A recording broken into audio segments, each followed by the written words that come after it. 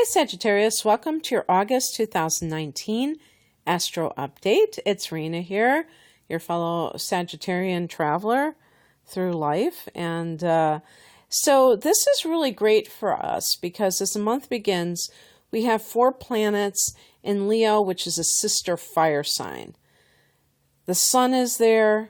We just had the new moon, so that those new moon vibes are still present.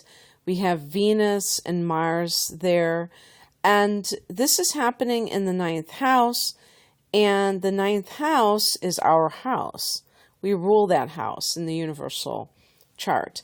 And so this is an area that is connected to God, to philosophy, and those two things are connected because it's talking about what is the meaning of life.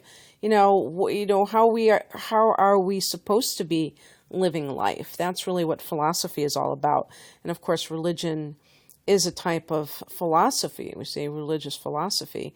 And it's about long distance travel, anything related to expansion, because Jupiter is the ruler and Jupiter is all about increase. And this can also be financial increase too. When Jupiter goes into various houses, you can benefit financially from something because Jupiter is also about luck. So with the sun and moon here, it's the house also of like higher learning. So for some of you, there may be like a very strong academic influence here. Maybe you're somebody going back to college, and you're just really throwing yourself into it. It's been your dream. Maybe you're somebody who has taken on a position at a university. There could be something, August is a month when university usually begins. I would say the latter portion of it. So something along those lines, or maybe you're traveling somewhere far, far away, and you may even be there at this time. But that feeling of having that sense of travel can even be on a mental level, where your mind is taking you in very far-flung places. It's a friendly angle. It's a trine. So you're going to feel good. We're all going to feel good because of this. On the 11th, Jupiter turns direct, yay, in Sag, first house. And this is important because you may have felt a little bit out of sorts. I know that Jupiter retrograde isn't supposed to be a bad thing, but because we're ruled by Jupiter, at least if your rising sign is, that's really true. But all of us have it as our ruler in some way or the other. And that, to me, I've kind of paid attention in the last couple of retrogrades where I just don't feel like things are progressing as well as they normally do. And so, it doesn't mean that it's all bleak, but it just will feel better, I think, and I'm hoping. And I have heard remarks about Jupiter being in Sagittarius, and some people who are Sagittarius saying, geez, I was hoping it would be a lot better than this. And just speaking personally in my own case, I likewise have been wondering about this particular transit because it hasn't seemed to work out the way that I thought it was going to. I thought it was just going to be easy street. And some other astrologer, I was reading this a while ago. I don't even know who it was, in what context, but was talking about this particular transit and was saying that it was Neptune's fault, basically, because Neptune is squaring off Sag. Neptune is in its own sign of Pisces. And so when you have that Jupiter square Neptune situation going on, I guess one of the things that can happen is that there is a lot of excess and confusion, maybe an excess of confusion, because Neptune and Jupiter, actually, Neptune is ruled by Pisces. Or what am I talking about here? Neptune rules Pisces, and Jupiter is the ancient ruler of Pisces. And, sorry, it's still relatively early in the morning for me. So, there's like this unrealistic thing that goes on with both of those planets, okay? And, Jupiter tends to bite off more than it can chew.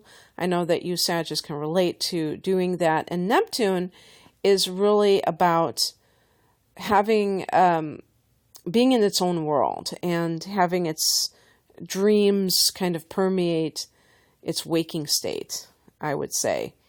Or there not being that delineation or that boundary between the dream state and the waking state. And it's not practical, okay? And then they square off. Are you kidding me? So yeah, I can kind of see where that's coming from, but still, I think that there are a lot of us who, I was going to say, want our money back for this transit. So hopefully when Jupiter goes direct, it will make you feel a lot more like your old Sag self. This, again, is on August 11th, and on the same day, Uranus goes retrograde in the 6th house in Taurus, where it recently has entered, and back in March, I believe. And so Uranus in the 6th house can mean that for the next, I guess it's about 7 years cycle, that you're going to have to kind of play it, be kind of loose, not be attached to certain circumstances. If you work for others, you may be a floater. You may be asked to go here and there, or you may get a weird schedule. The 6th house is your daily routine, and that may be quite erratic. For one reason or the other, it's hard to say. I mean, for some of you ladies out there, if you're pregnant, you have a child, this will completely throw your schedule upside down. It's very likely, at least, if you're retired. That's another major change in life. So those transitional periods, but also, Uranus in the 6th house can be using technology in your work. In other words, maybe you're doing some kind of, what do they call it? Flex schedule, flex time, or just working from a remote location, so you don't have to be there. Uranus retrograde is even more crazy. You may feel if you've worked someplace for a very long time, you may start to get these feelings of like, I've got to break out of here, like you're breaking out of jail, that revolutionary feeling. When Uranus is retrograde, there's even less rhyme or reason to it. So don't be a rebel without a cause. Mercury is going back into Leo, where it retrograded from. So that's the 9th house, and that could be getting your passports all on point. Maybe there's some kind of an issue. Or if you're moving overseas, maybe you had to get some kind of finances settled when Mercury went back into the 8th house that dealt with other people. And now it's all set up. Mercury in the 9th can be studying at a university or teaching, writing projects. 9th house is also publishing. On the 15th, there's a full moon at 22 degrees of Aquarius. This is the 3rd house of teaching and learning. Again, this could be connected to that 9th house activity. And so you may be teaching in some way, shape, or form, Sagittarius, in August. And it's funny because I have been thinking of starting to teach astrology at, a very basic level, but kind of online and utilizing the technology. So this kind of reminded me, hey, yeah, August is supposed to be that time to do that. For you, it could be even like training for something. This is a full moon, so something that you may have been training for has come to its completion, or it can be like if you're teaching others that you have come up with the syllabus or the whatever they call it, the learning module, whatever. And because the full moon can bring things to that head or that end point. This can be finding out about a sibling, learning something more, or maybe even deciding that you've had enough from a sibling that it obviously would have to have been problematic before then. On the 18th, we have Mars going into Virgo, and this is the first foray into the 10th house. So we had a cluster of planets in the 9th house as the month begins, and that was more on the philosophical, spiritual level. And now we have the 10th house, which is career matters. Mars is the first one to enter. So that mojo of, Mars in the 10th, and you being very ambitious, having drive, having a sense of urgency about accomplishing something, maybe career-wise. Maybe you have a specific project that you're working on. A few days after that, on the 21st, Venus goes into that 10th house. So Venus can confer popularity, which can be very good when you're trying to promote yourself, in a way that is to the public, and people like you, they take a liking to you, that can help you, that can open doors. People in positions of authority, because the 10th house can be authority, like you. And this can also bring money. So something career-wise, maybe get a raise or something along those lines. On the 23rd, the sun goes there. So you become like a Virgo. You become more serious about your career matters and being productive. So what that means for career, especially if Mars is there. By the way, I wanted to state, Mars and Venus are the divine lovers. And I think it's around, I'll tell you the exact dates, where they're going to make an exact conjunction with one another. And this is going to be in your career sector. So that could be very auspicious. Like maybe it's the merging of the material resources with the ambition, or the things that you've done professionally. This will be on the 24th and the 25th. Oh, and the 20th. It looks like the 26th too. Wonderful. So those 3 days, you will have Venus and Mars in conjunction at early degrees of Virgo.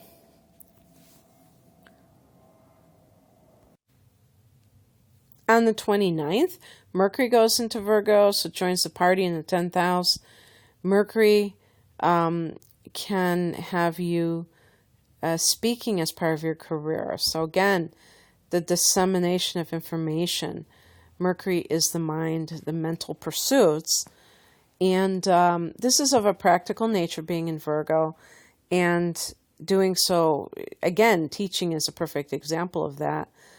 Something along those lines where you are doing that as part of what your career is. And the very next day, on the 30th, we have a new moon at 6 degrees of Virgo in that house. And so that is in conjunction with the Mars energy, which is at 7 Virgo, so almost an exact conjunction at that time in the 10th house. That can be very good for career matters, to have the new moon in conjunction with Mars in the 10th. It's like you can, set these intentions for what your goals that you want to accomplish are. Okay, that's what I have for you, Sag, and I wish you a very productive, but also a month that is filled with a lot of expansion, even if it's just in your mind. A lot of inspiration, also positive energy. Sagittarius is a positive sign. So, especially when Jupiter goes direct, we just feel more like we're on the right track, right? Okay, take care. Bye.